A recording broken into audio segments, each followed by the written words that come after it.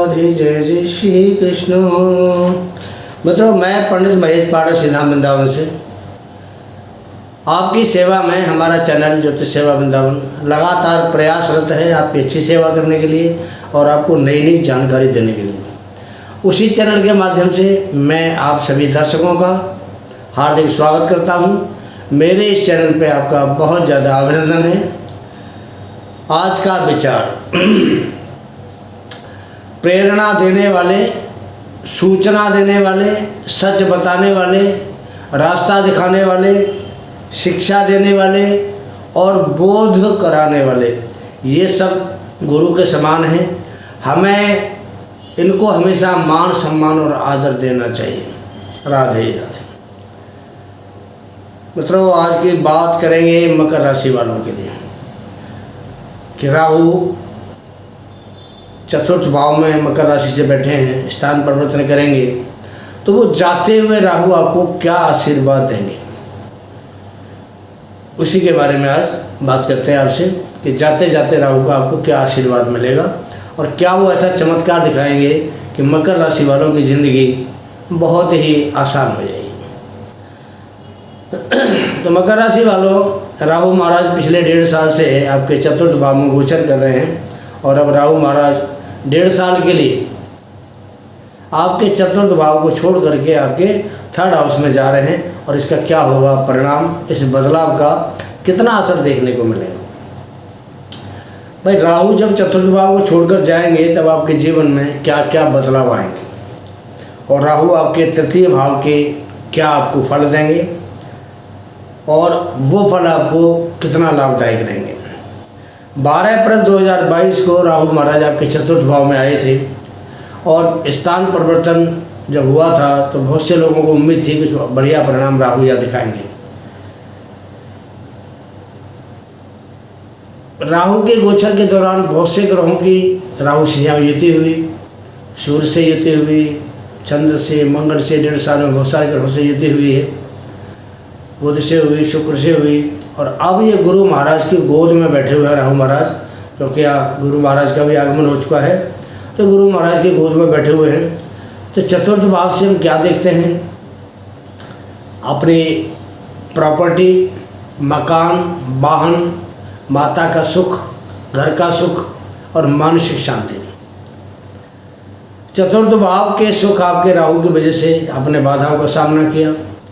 जमीन, प्रॉपर्टी, ऐसे काम में आपको बाधा आई, माँ के स्वास्थ्य में आपको बाधा आई, भूमि, मकान, वाहन और जो भौतिक सुख संबंधी बहुत सी सुविधाएं जो आपके सामने थी उसमें आपको बाधाएं आई। आप सुख सुविधाओं का उपयोग सही नहीं कर पाएंगे। अष्टम भाव पर राहु की 5वीं दृष्टि है। जहाँ चतुर्थ भाव में राहु बैठा है उसकी जो 5वीं दृष्टि अष्टम भाव पर जाती है तो ये खुद एक परेशानियों का भाव है अष्टम भाव। यहाँ पर भी राहु की वजह से आपको परेशानियों का सामना करना पड़ा। आपने उपाय बहुत किए, कोशिश बहुत की, लेकिन आपकी परेशानी कम नहीं हुई। हकीकत है ना। अगली दृष्टि राहु की आपके कैरियर के भाव पर पड़ती है, कर्म भाव पर पड़ती है। सीधी दृष्टि 7म कर्म भाव पर पड़ती है। ये हमारी रोजी रोटी का, हमारे मान सम्मान का, नौकरी का, प्रोफेशन का, कैरियर का, व्यापार का, पिता का, बहुत सारी चीज़ों का भाव होता है। इस भाव से आपको राहु द्वारा बार बार चुनौती दी गई। 10म भाव पर राहु की दृष्टि चतुर्थ भाव से थी, चतुर्थी दी गई, बहुत सारी बाधाएं खड़ी की गई। कोशिश हमारी जारी रही कि उपाय की हमने कोशिश भी करी पर जवाब बढ़िया नहीं मिला, जवाब नेगेटिव मिला। राहु ने हमें परेशान किया और परेशानियों ने अपना रास्ता बिल्कुल नहीं बदला, ना ही हमें कहीं राहत दी। राहु की दृष्टि आपके 12वें भाव पर पड़ी। अब 12वें भाव पर जो राहु की दृष्टि पड़ती है तो खर्चों की लंबी लिस्ट तैयार हो गई कि ये खर्चे हमें करने ही करने हैं। तो 12वां भाव खर्चों का है और खर्चों में परेशानी हमारे सामने खड़ी रही, खर्चे बरकरार रहे और परिणाम नहीं निकला। हमने कहीं पैसे का निवेश किया तो हमें उसका भी फ़ायदा राहु के 12वीं जो राहु की जो 9वीं दृष्टि है 12वें भाव में, उसके द्वारा निवेश का फ़ायदा भी हमें नहीं मिला। अब एक बात सोचने की है छोटी सी, क्या इन सब हालातों का कारण राहु है? सोचने वाली बात है, क्या इन सब का कारण राहु है? और क्या किसी और ग्रह को कोई दोष नहीं है? हमारे जनमानस में एक प्रथा चल रही है कि जब सब कुछ अच्छा होता रहता है कि आपके साथ में, तो लोग कहते हैं तो मैंने कर दिया, और अगर कहीं भी आपके साथ में कुछ गलत हो जाता है तो कहते हैं सब ये राहु महाराज ने कर दिया, दोस्त लगाते हैं राहु की मेहरबानी, राहु ने कर दिया। जब राहु की महादशा हो, अंतर्दशा हो, तो राहु प्रभावी होता है, मानते हैं। हर समय राहु तो प्रभावी नहीं होगा, और आम आदमी के मन में ये ख्याल बार बार आता है कि हमें तो राहु ने बर्बाद कर दिया, हमारी ज़िंदगी तबाह कर दी इस राहु ने। बहुत लोग कहते हैं। भाई मकर राशि वालों, अगर आपके हम गोचर को देखते हैं, जो मकर लग्न मकर राशि के जातक हैं, तो बहुत से जातकों ने जिन्होंने इस समय राहु चतुर्थ भाव में गोचर कर रहा था, उन लोगों ने प्रॉपर्टियाँ बनाई, वाहन बढ़िया अच्छे वाहनों में सफ़र किया, पैसा इन्वेस्ट किया, लाखों करोड़ों रुपया कमाया, रातों रात हीरो बन गए वो लोग। यहाँ पर राहु का प्रभाव है, जहाँ जहाँ दृष्टि राहु की जा रही है उन भावों से भी उन्होंने पैसा कमाया। अष्टम भाव पर दृष्टि है, किसी की वसीयत मिली, किसी को जीवन बीमा का पैसा मिला, किसी को अप्रत्यक्ष लाभ मिला। करियर के भाव पर दृष्टि राहु की है, तो वहाँ से बिजनेस व्यापार करके बड़ा पैसा कमाया। और जो 12वें भाव से, जहाँ 12वें भाव पर दृष्टि है नवी राहु की, तो विदेशों से उन्होंने पैसा कमाया। ऐसा तो नहीं है कि राहु खराब है।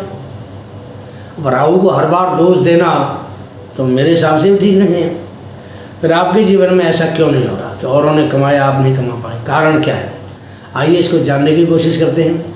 देखिए, सबसे पहले हमारे शरीर में कोई रोग होता है तो डॉक्टर कहता है कि अब रोग की जांच कराइए। जांच कराते हैं, रोग का पता चलता है, फिर उसका इलाज होता है। इलाज होता है तो हम ठीक हो जाते हैं। यही कारण है आपको रोग का पता नहीं चल रहा और अपने सारा जो आरोप राहु के मत्थे मर दिया। हमारी ज़िंदगी में बहुत सारी दिक्कतें आती हैं, रुकावटें आती हैं।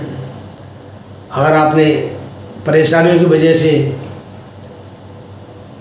आप थोड़े से भ्रमित भी हो जाते हैं, लेकिन फिर भी परेशानियों को जानना बहुत ज़रूरी है। अगर आपने अपनी परेशानी जान ली कि परेशानी की वजह क्या है, कारण क्या है, तो आपको आधी परेशानी तो वैसे ही खत्म हो जाएगी। आपको पता चलता है कि इस वजह से मुझे परेशानी हो रही है, और बाकी जो आधी बची उसका उपाय कीजिए, उपाय से खत्म हो जाए। राहु का देखिए अपना कोई घर नहीं होता। राहु छाया ग्रह है, ना इसका कोई घर होता है, और एक तरह से छाया मात्र है। हमारे ज्योतिष शास्त्र में भी राहु को छाया ग्रह कहा है। राहु और केतु दोनों एक ही शरीर के दो हिस्से हैं, तो दोनों साथ साथ हैं, दोनों ही छाया ग्रह माने जाते हैं। अब जिस भाव में ये बैठते हैं, उस भाव का जो स्वामी है, उस भाव के अनुरूप ये काम करते हैं। इनका अपना कोई अस्तित्व नहीं है, लेकिन इनका प्रभाव बहुत होता है। छाया ग्रह का अस्तित्व है, लेकिन इनका प्रभाव बहुत ज़बरदस्त होता है। जिस भाव में बैठते हैं, उस भाव का जो स्वामी होता है, उस भाव के हिसाब से उस भाव की वृद्धि करते हैं। राहु का काम वृद्धि करना है। अगर वो खराब भाव में बैठे तो खराब चीज़ की वृद्धि करेगा, अच्छे भाव में बैठे तो अच्छी चीज़ की वृद्धि करेगा। राहु का ये काम है, और कई गुना वृद्धि करते हैं, छोटी मोटी नहीं करते, कई गुना वृद्धि करते हैं। जैसे राहु आपके चतुर्थ भाव में है, तो आपको ये मानना चाहिए कि आपके सुख बढ़ेंगे, जमीन जायदाद प्रॉपर्टी बढ़ेगी, सुख सुविधाएँ बढ़ेंगी। राहु बहुत ही चमत्कारिक ग्रह है, और इससे डरना नहीं चाहिए। राहु हमें हमारे जीवन में इतना देने की क्षमता रखते हैं कि शायद हम इसको संभाल भी नहीं पाएँ, ऐसा सत्य है। राहु जब चतुर्थ भाव को छोड़ करके तीसरे घर में गोचर करेगा, तो क्या चतुर्थ भाव से परेशानी आपकी खत्म हो जाएंगी? क्या सत्य बात है ये? नहीं होंगी, क्योंकि आपको उसके कारण में जाना पड़ेगा। परेशानी का कारण क्या है? अब राहु की बात करें तो राहु देखो छाया ग्रह है, और छाया हमेशा आपके साथ रहती है। आप कहीं भी चलेंगे, आपकी जो परछाई है आपके साथ ही चलेगी। आप जहाँ जाएंगे छाया आपके साथ रहेगी। नहीं तो आप चल के देखिए, आप धूप में खड़े हो जाइए, चल के देखिए कि जो छाया है, जो आपका साया है, आपके साथ ही चलेगा, आपका साथ नहीं छोड़ेगा। उसी प्रकार राहु भी छाया ग्रह है। अगर वो एक भाव को छोड़ेगा तो दूसरे भाव में जाएगा। भाई उसको तो घूमना है, गोचर तो करना है ना सभी ग्रहों की तरह। अगर चतुर्थ को छोड़ेगा तीसरे में जाएगा, तीसरे को छोड़ेगा दूसरे में जाएगा, दूसरे को छोड़ेगा पहले में आएगा, फिर ऐसे ही आगे चलता रहेगा। मतलब राहु आपके जीवन में हर पहलू को प्रभावित करता है, चाहे वो आपका व्यक्तित्व हो, आपका धन हो, संतान हो या सुख हो, मकान दुकान प्रॉपर्टी हो, आपका भाग्य हो, आपका करियर हो, आपका लाभ हो, हर चीज़ हर पहलू को ये प्रभावित करता है। और मकर राशि वालों, आपके लिए राहु अपनी छाया के समान मानिए इसको। जैसे कहते हैं ना कि तू जहाँ जहाँ चलेगा मेरा साया साथ होगा, तो राहु तो आपके साथ ऐसा उसका गठबंधन है राहु का। मकर राशि वालों के लिए, कुंभ राशि वालों के लिए, कन्या राशि वालों के लिए, तुला राशि वालों के लिए, मिथुन राशि वालों के लिए, वृष राशि वालों के लिए, इनके लिए राहु बहुत प्रबल है और छाया बन के इनके साथ रहता है, कभी आगे कभी पीछे। अब राहु अभी 12 महीने से करीब आपके चौथे भाव में रहेंगे, सॉरी 1.5 महीने के करीब आपको चौथे भाव में, महीना 20 दिन करीब हैं। अभी चौथे घर में मकर राशि वालों के इन्होंने भी रहना राहु महाराज ने, तो समय बहुत हो चुका है, तो 1 महीना 1 महीना 10 दिन मान के चलिए, और फिर उसके बाद अलविदा कर देंगे चौथे भाव की ओर और चले जाएंगे आपके तीसरे भाव को। 18 वर्ष के लिए छोड़ देंगे चतुर्थ भाव को, दोबारा फिर 18 साल के बाद फिर आपके चतुर्थ भाव में आएंगे। तो चतुर्थ भाव की बात करें तो ये भाव अच्छा भाव माना जाता है। लाखों करोड़ों लोगों ने चतुर्थ भाव में राहु के गोचर में, जो मकर राशि के जातक हैं, उन्होंने बहुत पैसा कमाया, प्रॉपर्टी खड़ी कर ली और दुनिया में नाम उनका हो गया, और ऐसे लोगों को बड़ा सुख मिला। कुछ को मिला, कुछ को नहीं मिला। अब चतुर्थ भाव में गुरु महाराज भी 22 अप्रैल 2023 से गोचर कर रहे हैं। यहाँ राहु पहले से विराजमान है। अब गुरु के गोद में आके राहु बैठ गया, गुरु तो गुरु है और गुरु से राहु दबता भी है, यहाँ राहु बैठ गया आगे। अब राहु कौन है और गुरु कौन है? गुरु है ज्ञान, और जो राहु है वो है आपका वृद्धि। वृद्धि माने बढ़ोतरी। तो राहु गुरु के साथ बैठ करके आपके ज्ञान की बढ़ोतरी करेंगे, आपकी बुद्धि को तीव्र करेंगे। अब वैसे तो चांडाल योग बना हुआ है, लेकिन गुरु और राहु की जब युति होती है तो आपको ज्ञान प्राप्त होगा, ऑटोमेटिकली बात है, आपको ज्ञान प्राप्त होगा। अब ज्ञान आपको क्या क्या मिलेगा? पारिवारिक सामाजिक ज्ञान की वृद्धि हुई, आपकी वाहन को कैसे मैनेज करें इस चीज़ की आपको ज्ञान मिला, और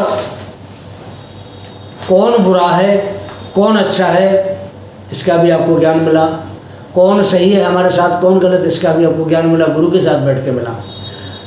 तो यहाँ राहु आपको शिक्षा देने आए हैं। चतुर्थ भाव में गुरु के साथ राहु का बैठना आपको शिक्षित करना, आपको शिक्षा देना।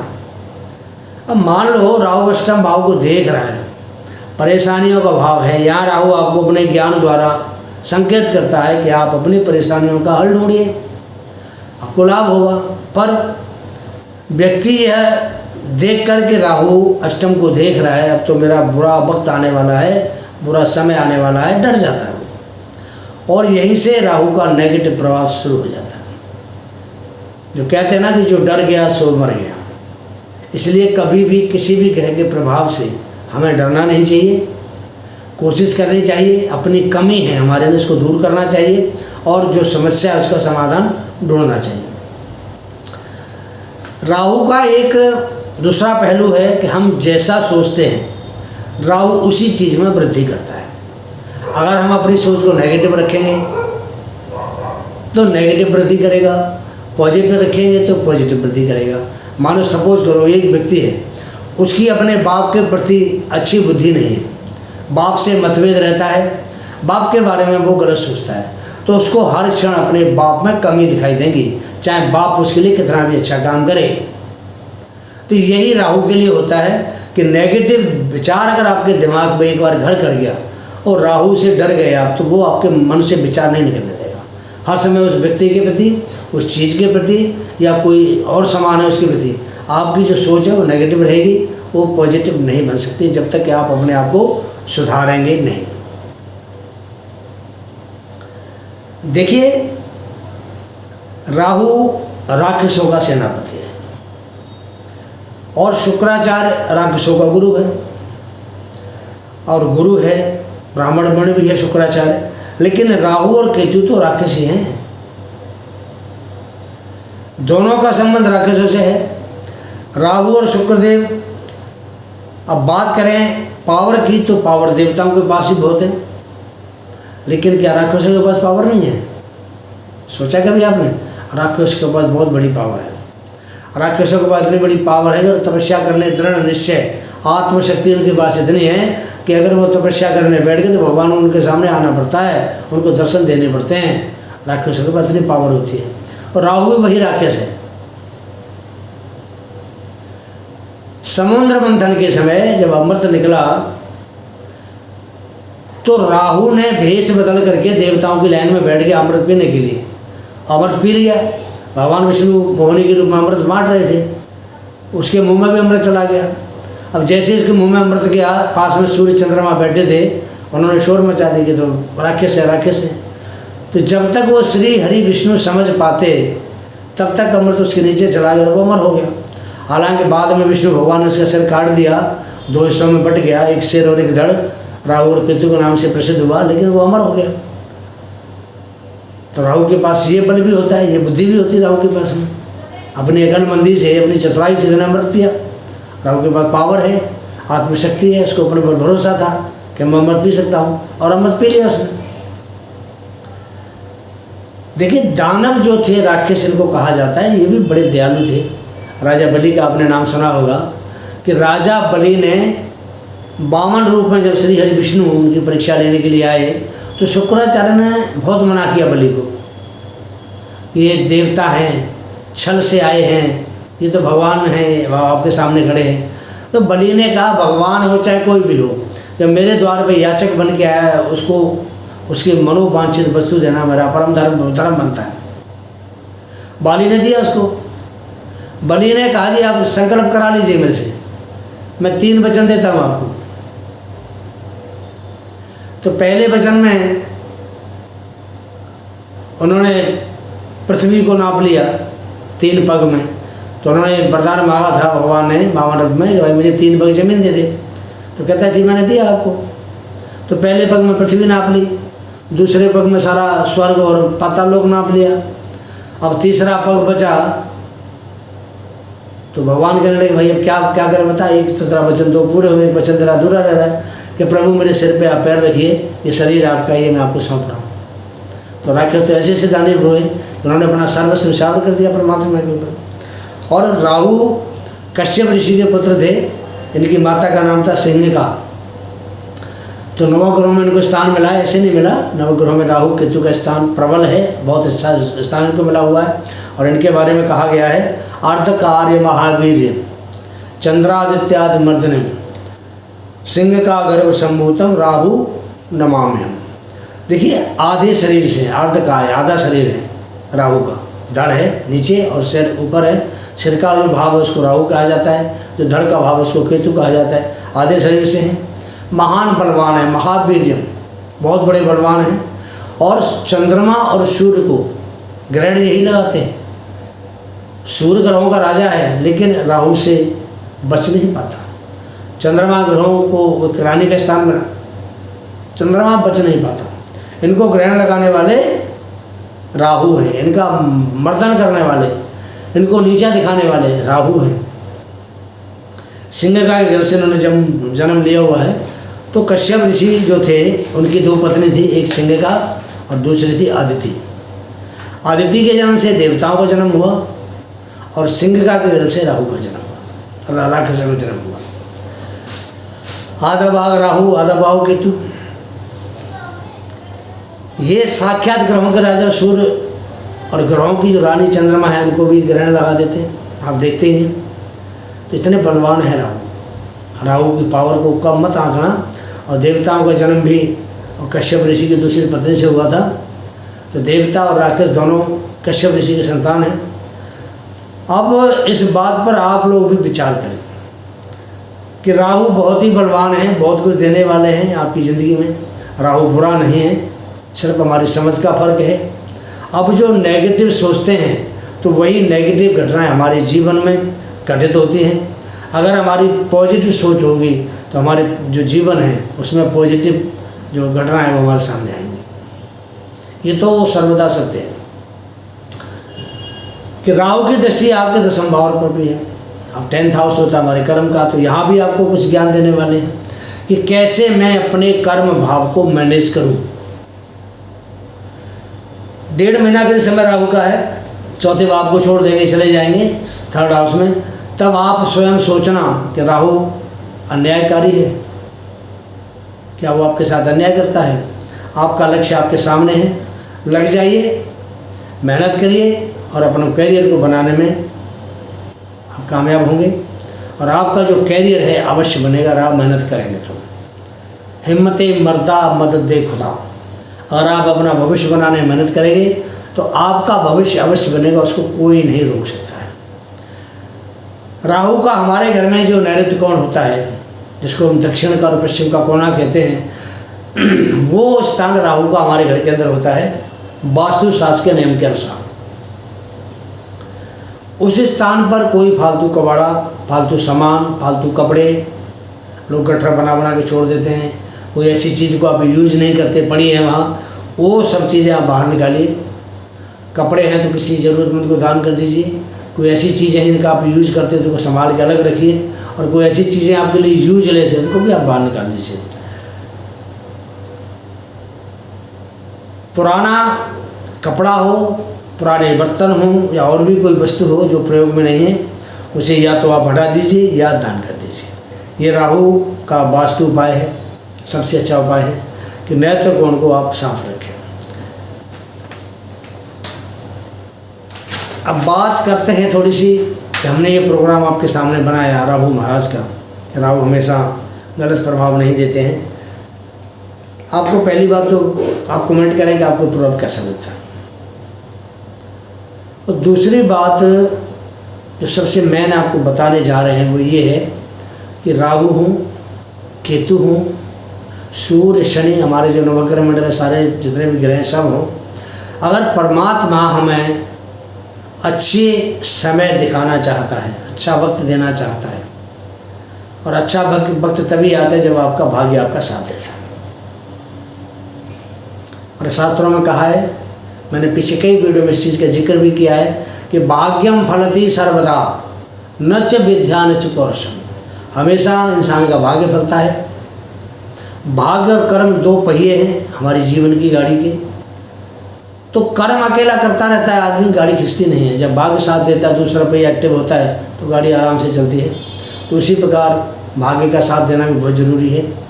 राहु, केतु, शनि, मंगल, शनि, ये सब जो ग्रह हैं ये सब एक मीडिएटर हैं आपके लिए, मध्यस्थ हैं, सुख देने में भी और दुख देने में भी। परमात्मा पे विश्वास रखिए, अच्छे कर्म कीजिए, सदा सच बोलिए, किसी से द्वेष ना रखिए, और सबके कल्याण के लिए आप सोचिए और काम भी करिए। सर्वे भवन्तु सुखिनः, सर्वे सन्तु निरामया, सर्वे भद्राणि पश्यन्ति, माँ कश्चित् दुःख भाग् भवेत्। हमारी यही कामना है कि सभी सुखी रहें, सभी स्वस्थ रहें। राधे राधे, जय श्री राधे।